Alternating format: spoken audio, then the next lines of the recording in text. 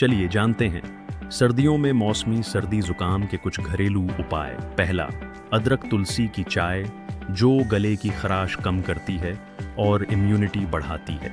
दूसरा, एक चम्मच शहद में चुटकी भर काली मिर्च मिलाकर लेने से खांसी में राहत मिलती है। तीसरा, हल्दी वाला दूध, जिसे रात में पीने से सूजन कम होती है और अच्छी नींद आती है। चौथा, भाप लेना, जो कि नाक बंद और सिर दर्द में तुरंत आराम देता है। पांचवा, नमक वाले गुनगुने पानी से गरारे करने से गले की सूजन और दर्द में आराम मिलता है। ध्यान रखें, अगर बुखार ज्यादा हो, सांस लेने में दिक्कत हो या सर्दी 3 से 4 दिन में ठीक न हो तो डॉक्टर से जरूर सलाह लें।